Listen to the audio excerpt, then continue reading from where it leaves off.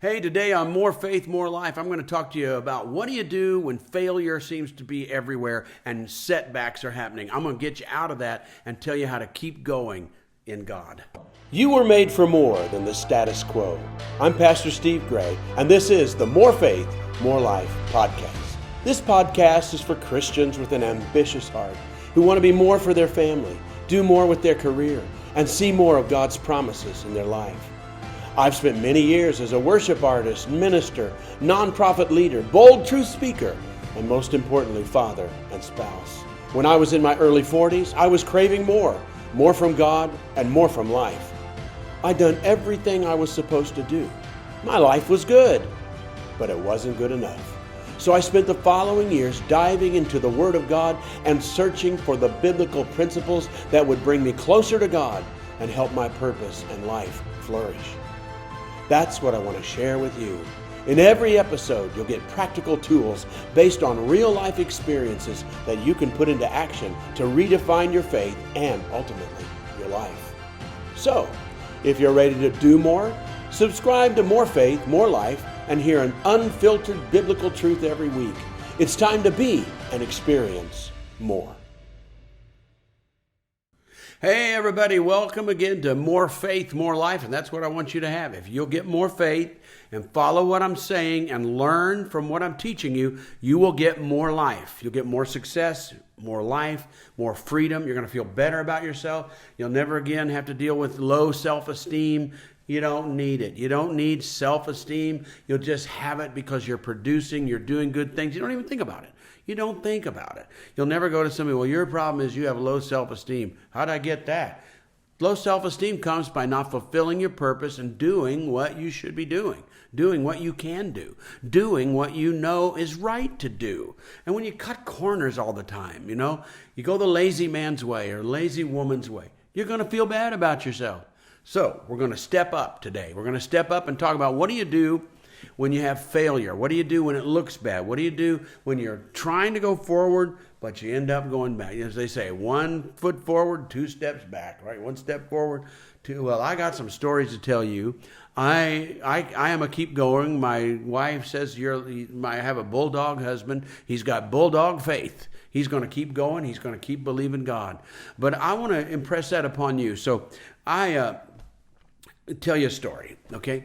So we had a great thing going. As I've said in other podcasts, I was a country preacher in a town of 532 people, inherited a church with no people, no money, and had been locked up for 4 years. And they asked me, can you do anything with this? We'll just give it to you. They just gave it to me. Gave me the land, the church. It wasn't much, but they gave it to me. If you can make it a church, you can have it and do the best you can. So I'll see what I can do. And so we started with nothing, no people.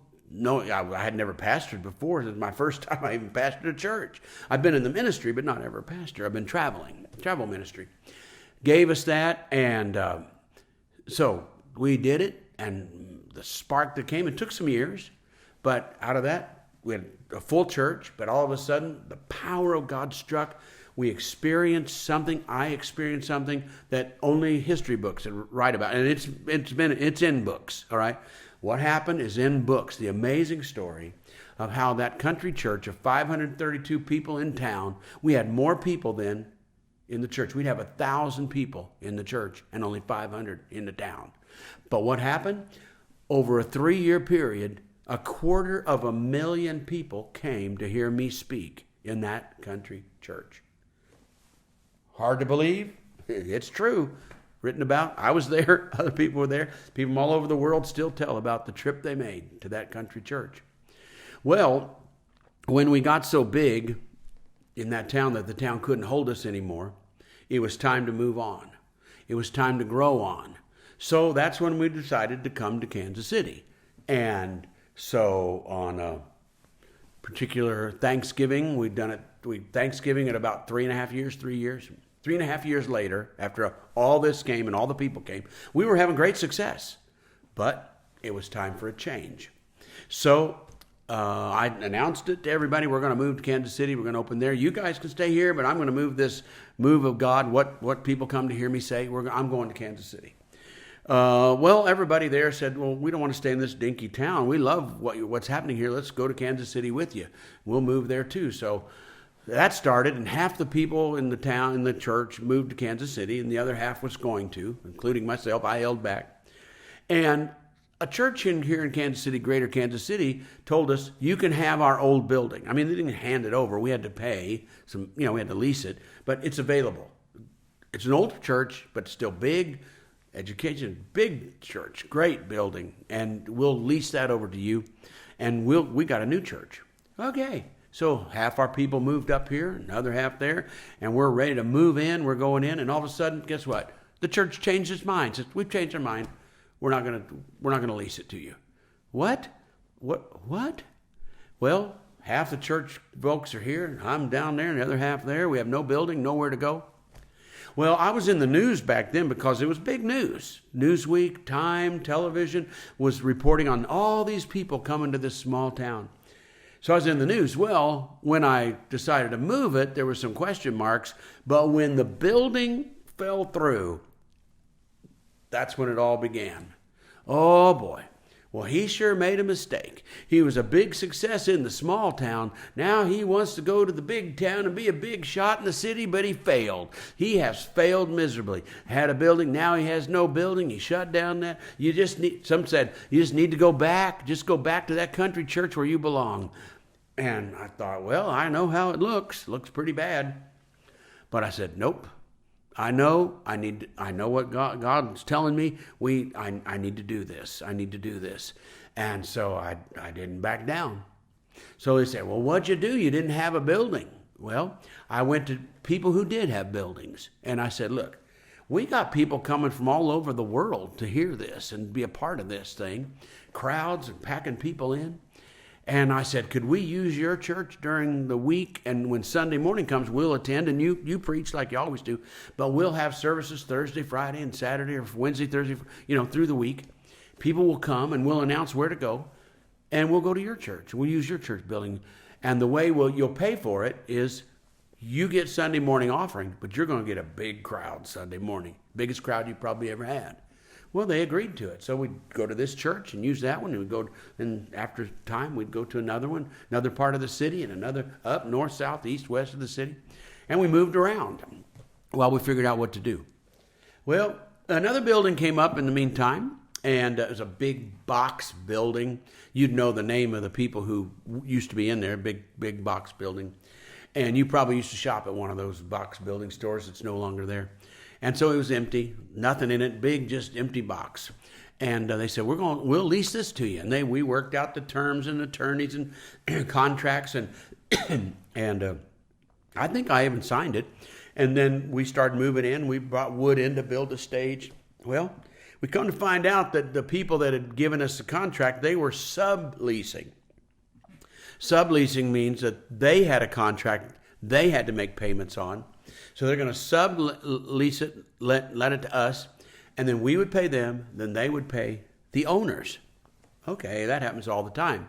But they didn't tell us. They tried to sneak it past the owners and sneak it past us. There was a clause in their contract, not ours, that you could not lease it to a non-for-profit organization, including a church. All of a sudden, lawyers came to me and said, you can't have it. I got them building a stage that you can't move in. The contract, the original owners say no non-for-profit. So this big box company was trying to sneak it past them, but we got caught. They got caught. Now we're caught. We have nothing. Again, nothing. No place to go again. Oh, so we kept traveling around church to church. And, oh, man, more people saying, yeah, he's a big failure. Look, he failed again. So we went all over the city looking for, real buildings to land and all that. It kept falling through. I went to across the river and went to their city council and talked about moving into their part. They wanted us to come. It would help them. And another part is, we want you to come because we want the crowds to come here. Nothing worked out, though. Nothing. Well, everybody said I'd failed and I shouldn't have ever left the country church. But we kept going. And finally, I found this piece of land. And I said, maybe I could get that land. It's 63 acres. Nothing's on it. And I looked at it and I stood at it and there's a dirt path to a tiny house with a big red barn. And it was right on the front of the interstate, though. I said, there's possibilities here. So took all the money. I found out the owner was 80 some years old, went and had lunch with him and said, look what's happened. We had great success there. I feel like God told me to move. Nothing's worked out. Everybody says I've failed, but I got this amount of money. Would you sell me 63 acres for what I got? And he said, I will. So we gave all the money we had at the time and bought 63 acres with a small house, dirt path, a little pond, and a big barn. Well, all right, we're going to go now. And they said, what you going to do? I said, we're going to get this land, and we're going to put up a tent that seats at least 1,000 people.